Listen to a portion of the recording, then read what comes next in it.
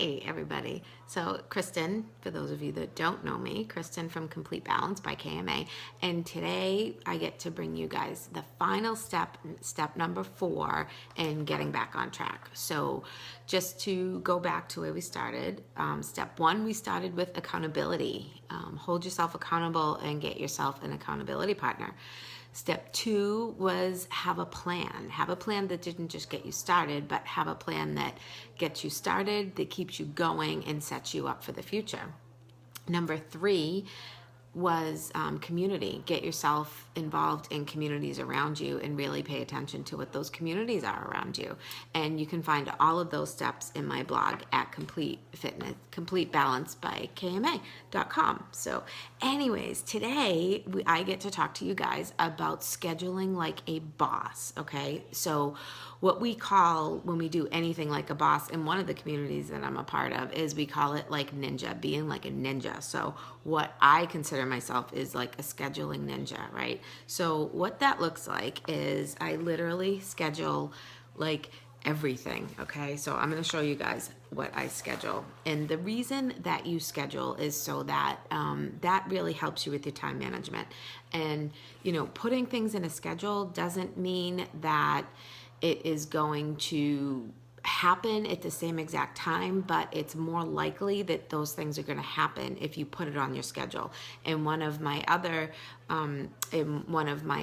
series, I talked about, you know, getting rid of your to-do list and actually putting all your to-do list stuff in your schedule, which was really kind of cool because it's one of the things that I had already started to implement, and literally like scheduling my shower, scheduling my workout, scheduling my dinner, scheduling my family time, you know, and it really makes that thing come to light. So here's a couple things that I schedule, right?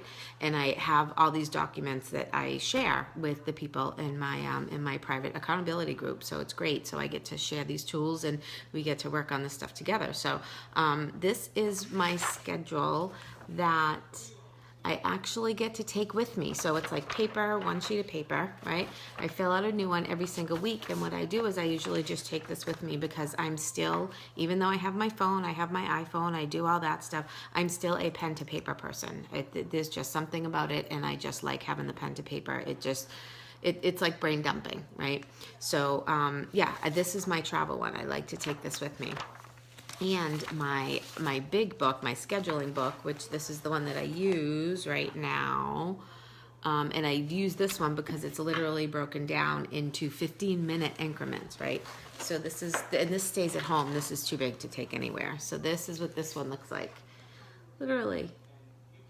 So, you know, you can see, I don't know if you can see, but like I said, I schedule my dinner, I schedule my workouts, I schedule my showers, I schedule my breakfast, my Shakeology, everything. You know, and that just makes for, you know, a more productive day. And, you know, planning pen to paper, as we talk about pen to paper, this is how I schedule my meals. You know, I have a meal plan. Checks off my water, my snacks, my dinner, my lunch, and my breakfast. That, and it also helps me, you know, everything that I'm doing now all leads up to all of the first 3 steps that we did, and it's all relative, so it all makes it all flow. This one, my grocery list.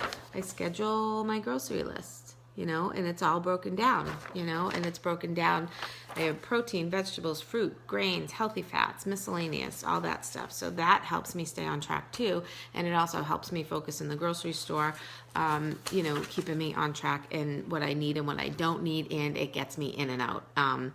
Which, not to mention, I have totally become a grocery shopping ninja as well. So I'm going to be working on some really cool stuff with grocery shopping, courses and that kind of thing. So I'm excited about that. But yeah, so just get yourself on a schedule. You know, put yourself when it's really hard to stay focused when we're just going with the flow, you know. It's one thing to be on vacation or to have a day or to have a weekend off that you don't have to, you know, be on a schedule. And I'll show you, like, when I'm like those days, even those days when I'm not going to plan anything, I plan those days. Like right here on Saturday, I have for half of the day, I have John in there. So he'll be happy about that. Or I don't have, John, just so you know, I don't have plans for you. I just have you in my schedule. So that's great. So we can have that day together.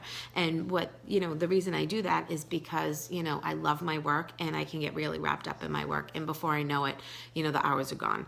So I put those days in my schedule as like, those are just free days. Those are days that I know that I don't have to schedule anything. And what that does too is like, that kind of gives me sort of like a deadline. Like I know that I'm not going to really be getting, I'm not going to have time. Well, I'm taking time out of that day.